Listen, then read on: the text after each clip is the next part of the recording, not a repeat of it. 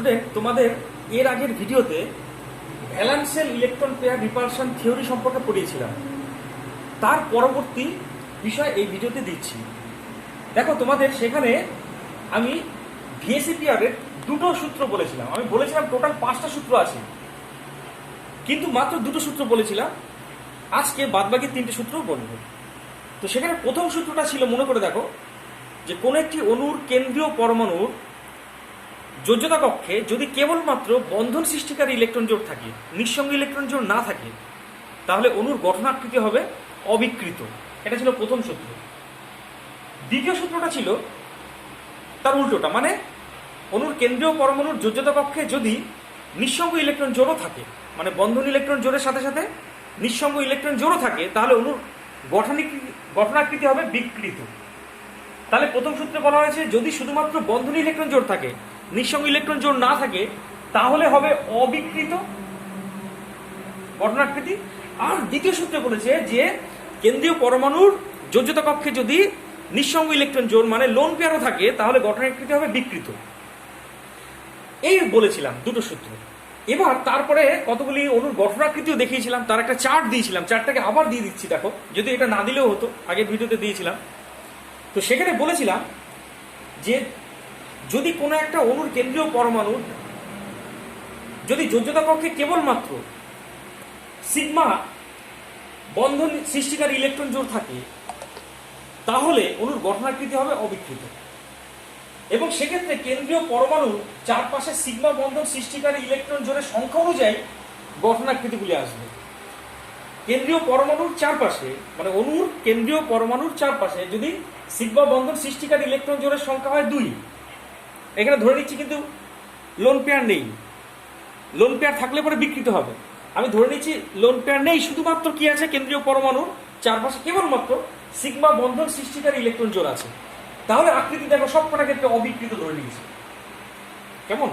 তাহলে এখানে যা লিখেছি ফলো করো। কেন্দ্রীয় পরমাণুর চারপাশে সিগমা বন্ধন সৃষ্টিকারী ইলেকট্রন জোড়ের সংখ্যা এখানে দিয়েছি। যদি 2 থাকে, তাহলে গঠনাকৃতি কি হবে? অবিকৃত সরল রৈখিক, মানে এরকম স্ট্রাকচার, যেখানে এক্স হচ্ছে কেন্দ্রীয় পরমাণু। যদি সিগমা বন্ধন সৃষ্টিকারী ইলেকট্রন জোড়ের সংখ্যা 3 থাকে, মানে এখানে লোন পেয়ার নেই, কিন্তু একটা ক্ষেত্রেও লোন পেয়ার নেই, তাই অবিকৃত, সব ক্ষেত্রে অবিকৃত লিখেছি।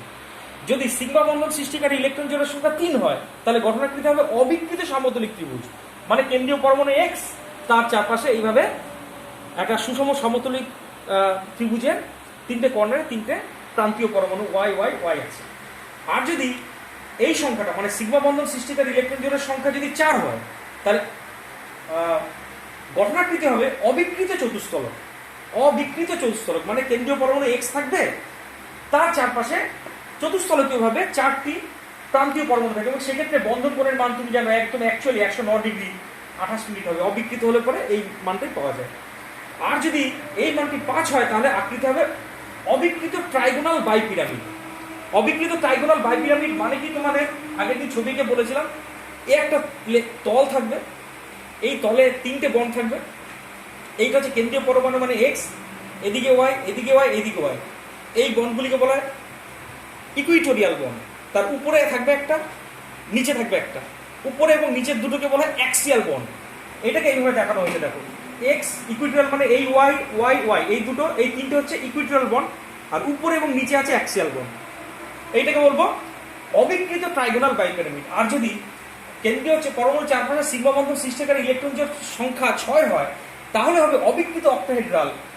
অবিকৃত অক্টাহেড্রালটা কেমন সেটাও দেখিয়েছিলাম। কিরকম দেখিয়েছিলাম মনে করে দেখো, তোমাদের এরকম দেখিয়েছিলাম, একই তলে 4টে বন্ড থাকবে, চতুস্তলকে দেখাতে পারছি না আমি, 4টে ধরতে খুবই অসুবিধা হচ্ছে।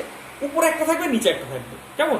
তার মানে সোজা কথায়, আচ্ছা তাও তবুও চেষ্টা করছি, এরকম থাকবে চতুস্তলকে একই তলে 4টে এরকম গ্রুপ থাকবে, তার উপরে একটা থাকবে, নিচে একটা থাকবে। সেটাকে এইভাবে দেখিয়েছে, দেখো, এক্স একই তলে ওয়াই ওয়াই ওয়াই ওয়াই এগুলো আছে, আর উপরে থাকছে একটা ওয়াই, নিচে একটা ওয়াই। এটা বলে অষ্টকতলীয় বা অক্টাহেড্রাল। আরেকটা লিখিনি, আগের দিন চার্টে দিয়েছিলাম, তাই এখানে লিখিনি। যদি 7 হয় এই মানটা, তাহলে আকৃতি হবে অবিকৃত পেন্টাগোনাল বাইপিরামিড বা পিভিপি। তো এই ছিল আমাদের ফর্মুলা। সেই অনুযায়ী আজকে আমি কতগুলি যৌগের অণুর গঠনাকৃতি দেখাবো। সবার ফার্স্ট যেটা দেখাচ্ছি, তোমরা আমার সাথে করবে SF4, হেডিং করলাম SF4। আগে লিখবো কি কেন্দ্রীয়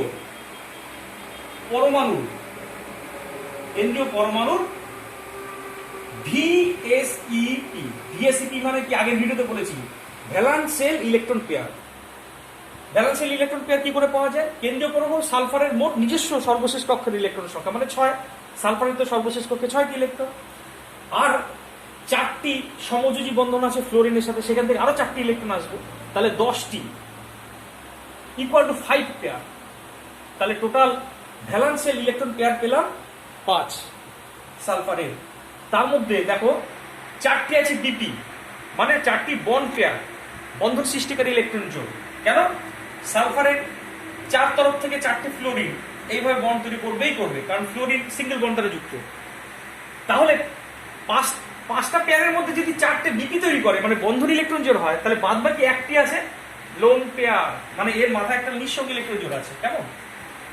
তাহলে গঠনাকৃতিটা কেমন হবে দেখো, 4টে সিগমা বন্ধন তৈরি করবে ঠিক আছে, লোন পেয়ারের জন্য গঠনাকৃতি কিন্তু বিকৃত হয়ে যাবে।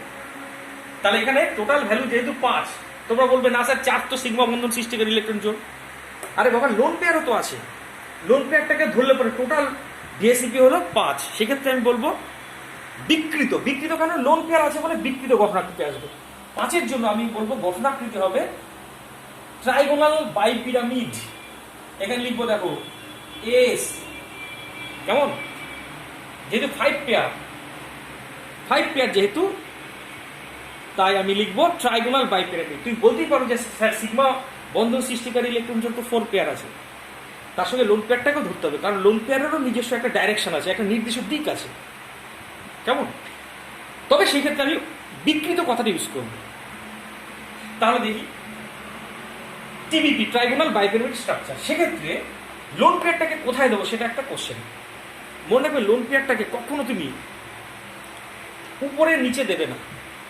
কেমন? লোন পেয়ারটাকে মানে নিঃসঙ্গ ইলেকট্রন জোড়টাকে কখনো এই ট্রাইগোনাল বাইপিরামিড স্ট্রাকচারে উপরে নিচে দেবে না, কারণ আমি দেখো এইভাবে পেন দিয়ে তোমাদের দেখানোর চেষ্টা করছি। এ হচ্ছে আমাদের ট্রাইগোনাল বাইপিরামিডের এই যে ইকুইটোরিয়াল বন্ড। দেখো তো এখানে বন্ড অ্যাঙ্গেল কত ডিগ্রি? 120 ডিগ্রি, মানে বন্ড অ্যাঙ্গেলটা বেশি। আর অ্যাক্সিয়াল যে বন্ডটা থাকে সেটা কত ডিগ্রি উপরে বা নিচে কত করে থাকে? 90 ডিগ্রি করে থাকে। মানে এই বন্ডটা ইকুইটোরিয়ালের সাথে কত ডিগ্রি করে আছে? 90 ডিগ্রি। তাই এখানে যদি লোন পেয়ার রাখি, তাহলে সেই লোন পেয়ারটি এই বন্ডগুলিকে বেশি মাত্রায় বিকর্ষণ করবে, কারণ কম বন্ড অ্যাঙ্গেলে আছে, 90 ডিগ্রিতে আছে। কিন্তু লোন পেয়ারটাকে যদি আমি ইকুইটোরিয়াল পজিশনে দিই, তাহলে যেহেতু 120 ডিগ্রি বন্ড অ্যাঙ্গেল থাকবে, তাই তার বিকর্ষণের ক্ষমতা কমে যাবে। তাই কম বিকর্ষণ করার তাগিদে আমি লোন পেয়ারকে কখনোই টিবিপি স্ট্রাকচারে উপরে বা নিচে দেখাবো না, সবসময় দেখাবো ইকুইটোরিয়াল পজিশনে।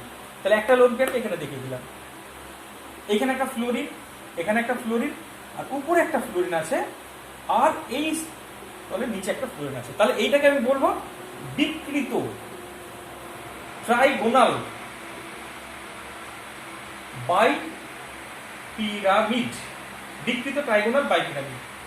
এবং প্রত্যেকটা বিকৃতির একটা করে নাম আছে, নামটা মনে রাখবে। একটা লোন পেয়ার থাকলে তাকে বলে সিস, SESCSAW, স, বাংলায় বলতে পারো ঢেকির মতো। তাহলে বিকৃত ট্রাইগোনাল বাইপিরামিড বলে ব্র্যাকেট লিখবে সিস, হয়ে গেল SF4 এর স্ট্রাকচার। মনে রাখবে, সব মনে রাখতে হবে। এবার চলে আসি পরেরটা, মানে ClF3। এটি করলাম ClF3, সংক্ষেপে লিখে দেব কেন্দ্রীয় পরমাণু। এখানে লিখলাম দেখো কেন্দ্রীয় পরমাণু Cl VSEP, valence shell electron pair সমান সমান। দেখো ক্লোরিনের সর্বশেষ কক্ষে নিজস্ব আছে 7টি ইলেকট্রন, প্লাস 3টে ফ্লোরিনের কাছ থেকে, মানে 3টে ফ্লোরিনের 3টে সমযোজী বন্ধন থেকে আরো 3টে পেবে, তাহলে 10টি ইলেকট্রন মানে 5 পেয়ার। এবার 5 পেয়ারের মধ্যে ভাববো কটি বিপি মানে বন্ড পেয়ার, কটি লোন পেয়ার। দেখো ক্লোরিনের বন্ড পেয়ার আছে 3টি। কেন? কারণ ক্লোরিন 3টে ফ্লোরিনের সাথে 3টে বন্ড তৈরি করেছে। তাহলে এখানে লিখবো 3টি বিপি মানে বন্ড পেয়ার। তাহলে 5টা থেকে 3টে যদি বন্ড তৈরি করে, আর বাদ বাকি 2টি লোন পেয়ার, LP লিখলাম। তাহলে এই বিপি আর লোন পেয়ার মিলেই কিন্তু গঠন আকৃতি, মানে যেহেতু টোটাল 5 পেয়ার পেয়েছি, তাহলে আকৃতি সেই আমাদের সেই টিবিপি। তাহলে এখানে Cl রাখবো। আর যথারীতি যেরকম বলেছিলাম, লোন পেয়ারকে টিবিপি স্ট্রাকচারে কখনো উপরে নিচে রাখবো না, অ্যাক্সিয়াল পজিশনে রাখবো না, তাহলে তাকে কোথায় রাখবো? ইকুইটোরিয়াল পজিশনে, এই দুটো লোন পেয়ারকে। কেমন? আর আচ্ছা, তিনটে ফ্লোরিন, বাদ বাকি তিনটে অবস্থানে থাকবে। এখানে ফ্লোরিন, এই তলের উপরে একটা ফ্লোরিন, এই তলের নিচে একটা ফ্লোরিন। তাহলে এই স্ট্রাকচারকে কি বলবো? যথারীতি বিকৃত ট্রাইগোনাল বাইপিরামিড লিখলাম। বিকৃত সংক্ষেপে লিখলাম, তোমরা কিন্তু পুরো লিখবে TBP, ট্রাইগোনাল বাইপিরামিড। বিকৃত কারণ লোন পেয়ার আছে বলে বিকৃত। তবে এর একটা নাম আছে, প্রত্যেকটা বিকৃতির একটা করে নাম আছে, নামগুলো প্রত্যেকটা মনে রাখবে। এক্ষেত্রে এই লোন পেয়ারটাকে তুমি মনে করবে কোনো আকার নেই, কারণ ইলেকট্রন তো, ইলেকট্রনের কি আকার আছে? অ্যাকচুয়ালি আকার নির্ধারিত হয়, আকারগুলো দেয়, শেপ সৃষ্টি করে পরমাণু। তো এটাকে নেগলেক্ট করবে, করলে পরে দেখো তুমি একটা টি এর মতো গঠন একটি দিতে হবে, তাই না? দেখো এই অংশটা আর এই অংশটা মিলে দেখো টি হয়ে গেছে, টি। তাহলে এটাকে হলো টি শেপড, টি আকৃতি। ব্যাস হয়ে গেল। এবার চলে আসি পরের প্রসঙ্গে। পরেরটা বলতে এটা মুছে দিলাম, BF4 মাইনাস, BF4 মাইনাস। আমি চেষ্টা করি সবগুলোই রাখার। BF4 মাইনাস, এখানে কেন্দ্রীয় পরমাণু বোরন এর VSEP, ভ্যালেন্সিয়াল ইলেকট্রন পেয়ার। বোরনের দেখো hydrogen, helium, lithium, beryllium, boron, মোট 5টা। প্রথম কক্ষে 2টো, শেষ কক্ষে 3টে, প্লাস 4টে ফ্লোরিন থেকে 4টে ইলেকট্রন পেল। আর একটা নেগেটিভ চার্জের জন্য +1 একটা এক্সট্রা ইলেকট্রন, নেগেটিভ চার্জের জন্য একটা এক্সট্রা ইলেকট্রন ধরতে হবে। তাহলে পেলাম দেখো total 8 electron equal to 4 pair. এবার 4 পেয়ার যদি বলো, তাহলে এবার দেখো কটা বিপি কটা এলপি। দেখো এখানে 4টে বন্ড আছে, তাহলে 4 পেয়ারের মধ্যে 4টেই বন্ড পেয়ার, তাহলে বাদ বাকি 0 এলপি। এখানে এলপি নেই, যেহেতু এলপি নেই আকৃতি কিন্তু। তার আগে দেখো, যেহেতু টোটাল 4 পেয়ার পেয়েছি, যেহেতু টোটাল 4 পেয়ার পেলাম, তাই এখানে কিন্তু মনে রাখবে যে এক্ষেত্রে আমি পাবো আকৃতি চতুস্তলকী। দেখবে চার্টে যেটা দেখেছিলাম চতুস্তলকী। এখানে রাখবো বোরনকে, আর এখানে লোন পেয়ার নেই বলে গঠন আকৃতি হবে কিন্তু অবিকৃত। তাহলে আগে স্ট্রাকচারটা করলে কি, এখানে F, এখানে F, এখানে F, এখানে F। এটা চতুস্তলকীয় গঠন। থার্ড ব্র্যাকেট দিয়ে বাইরে মাথায় নেগেটিভ চার্জ দেবো, কারণ যেহেতু নেগেটিভ চার্জ আছে। এবং এখানে লিখবো অবিকৃত। কেন? কারণ কোন লোন পেয়ার নেই বলে। অবিকৃত চতুস্তলক। ব্যাস হয়ে গেল। BF4 মাইনাসের স্ট্রাকচার আমার কমপ্লিট। এরপরে তোমাদের জন্য দিয়েছি একটা খুব ইন্টারেস্টিং, ভালো করে মনে রাখবে, PF2Cl3। PF2Cl3, এখানে একটা নতুন কিছু জানবে। দেখো, কেন্দ্রীয় পরমাণু PA VSEP। দেখো, ফসফরাসের সর্বশেষ কক্ষে নিজস্ব 5টি ইলেকট্রন আছে। 2টো ফ্লোরিন আর 3টে ক্লোরিনের কাছ থেকে মোট আরো 5টি ইলেকট্রন পাবে সমযোজী বন্ধন তৈরির সময়। তাহলে টোটাল পেলাম 10টি ইলেকট্রন ইকুয়াল টু 5 পেয়ার। 5 পেয়ারের মধ্যে কটা বিপি কটা এলপি দেখো। বন্ড আছে টোটাল 3 আর দিয়ে 5টি, তাহলে 5টা বিপি, তাহলে 0 এলপি। তাহলে এলপি নেই, 5টাই বিপি। তাহলে গঠন আকৃতি হবে দেখো TBP। তাহলে এখানে কি রাখলাম? কিন্তু এখানে প্রশ্ন হচ্ছে ফ্লোরিনকে কোথায় রাখবো। এখানে একটা নিয়ম বলছি, স্টার মেরে লিখে নাও। আমি স্টার মারছি, তোমরা লিখবে। অধিক তড়িৎ ঋণাত্মক পরমাণুকে কখনো তুমি অ্যাক্সিয়াল অবস্থানে স্থান দেবে না, সবসময় তাদের ইকুইটোরিয়ালে স্থান দেবে। তাহলে দেখো তো ফ্লোরিনকে আমি কোথায় স্থান দিচ্ছি? আগে ফ্লোরিনকে সবসময়, মানে যেহেতু ফ্লোরিন বেশি তড়িৎ ঋণাত্মক, তাকে আগে বসিয়ে দেবো কোথায়? ইকুইটোরিয়ালে। আর এবার আমি বাদ বাকি যারা যে কটা যেখানে আছে সেখানে রাখবো। দেখো ফ্লোরিন অ্যাক্সিয়াল। আকৃতি কি লিখবো? অবিকৃত, কারণ লোন পেয়ার নেই। অবিকৃত TBP, ট্রাইগোনাল বাইপিরামিড। এটা হয়ে গেল। এবার চলে আসি পরেরটা, XCF4। আচ্ছা, এইভাবে সব করতে হবে। হ্যাঁ, আমি লাস্ট এইটা দেখে XCF4, তারপরে একটু পাই বন্ডে চলে যাবো। হ্যাঁ, XCF4 দেখো, XCA কেন্দ্রীয় পরমাণু XCA VSEP সমান বার করবো। জেননের শেষ কক্ষে 8টে ইলেকট্রন আছে, প্লাস 4টে ফ্লোরিনের কাছে 4টে পেলো, তাহলে 12টি ইকুয়াল টু 6 পেয়ার। 6 পেয়ারের মধ্যে দেখবে 4টে বিপি আর বাদ বাকি 2টি এলপি। তাহলে দেখো তো এই টোটাল 6 পেয়ার যে পেলাম, তাহলে আকৃতি হবে অষ্টক তলীয়। তাহলে XC রাখলাম। এবার লোন পেয়ারকে তুমি শোনো, এইখানে এই যেহেতু অক্টাহেড্রাল স্ট্রাকচারে প্রত্যেকটা বন্ড 90 ডিগ্রি, মানে আমি বলতে যাচ্ছি এই বন্ড, এই বন্ড, এই বন্ড, এই বন্ড এবং উপর নিচে সব 90 ডিগ্রি। তাই এক্ষেত্রে তুমি লোন পেয়ারকে তুমি যেখানে খুশি রাখতে পারো। ট্রাইগোনাল বাইপিভেটে মনে করে দেখো লোন পেয়ারকে আমি কখনোই উপর নিচে রাখিনি, কিন্তু এখানে তুমি লোন পেয়ারকে উপর নিচে রাখতেই পারো, নো প্রবলেম। কেমন? তাহলে এবার আমি বাদ বাকি জায়গাগুলিতে কি রাখলাম দেখো, চারটে ফ্লোরকে রেখে দেবো। এইটা হচ্ছে তোমার XCF4 এর স্ট্রাকচার। আর এখানে আর কিছু বলবো না। এবার চলে আসছি তোমাদের পরবর্তী ক্ষেত্রে। পরবর্তী ক্ষেত্রে বলতে আরো যে তিনটে নিয়ম আছে সেই তিনটে নিয়ম বলে দিচ্ছি। VSEP এর ভ্যালেন্সিয়াল ইলেকট্রন পেয়ার। এবার তৃতীয় সূত্রটা বলে দিচ্ছি। তৃতীয় সূত্র তাড়াতাড়ি বলে দেবো, টাইম কম করবো। সূত্রটা বলছে যে, আমি বলছি তোমরা লিখে নাও, বলবো না মানে লিখবো না, লেখার টাইম আমার কাছে নেই, আমি বলছি তোমরা লেখো। কোন একটি অণুর কেন্দ্রীয় পরমাণুর সাথে যুক্ত প্রান্তীয় পরমাণুর তড়িৎ ঋণাত্মকতা যত বেশি হয়, বন্ধন সৃষ্টিকারী ইলেকট্রন জোড় তত প্রান্তীয় পরমাণুর দিকে সরে যায়। ফলে বন্ধন জোড় বিকর্ষণের মান হ্রাস পায়, বন্ধন কোণ হ্রাস পায়। আমি দুটো উদাহরণ দিয়ে বলছি। মনে করো এইটা হচ্ছে অ্যামোনিয়া NH3, এখানে লোন পেয়ার আছে, এইখানে আছে NF3। NF3 স্ট্রাকচারও অ্যামোনিয়ার মতোই, এখানে লোন পেয়ার আছে, এটা লোন পেয়ার। মানে আমি এইটা লিখলাম NH3 আর এটা লিখলাম NF3, দুজনের তুলনা করবো। দেখো N এর থেকে F বেশি তড়িৎ ঋণাত্মক, তাহলে বন্ধন সৃষ্টিকারী ইলেকট্রন জোড় দেখো কোন দিকে সরে আসলো, প্রান্তীয় পরমাণুর দিকে সরে আসলো। তার ফলে এই বন্ধন ইলেকট্রন জোড়গুলি পরস্পর থেকে দূরে সরে গেল। তার ফলে এই বন্ধন ইলেকট্রন জোড়ের মধ্যে বিকর্ষণের মান হ্রাস পাবে।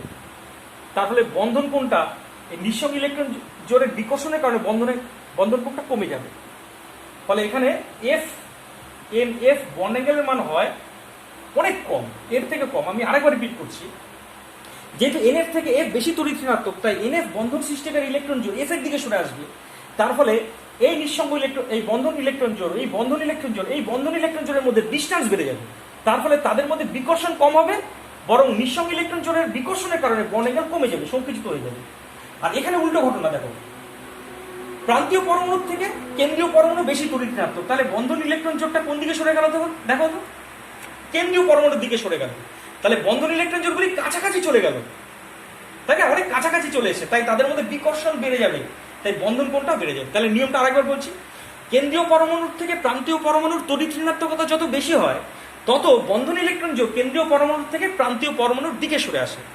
ফলে বন্ধন ইলেকট্রন জোড়গুলির মধ্যে দূরত্ব বৃদ্ধি পায়, বিকর্ষণ হ্রাস পায়, বন্ধন কোণের মানও হ্রাস পায়। তার মানে এখানে NH bond angle is greater than FNF bond angle, মনে থাকে যাবে। এই বন্ড অ্যাঙ্গেলটা বেশি হবে এর থেকে।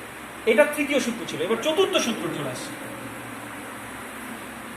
চতুর্থ সূত্র, ফোর্থ রুল কি বলছে আমি বলছি, তোমরা লিখবে।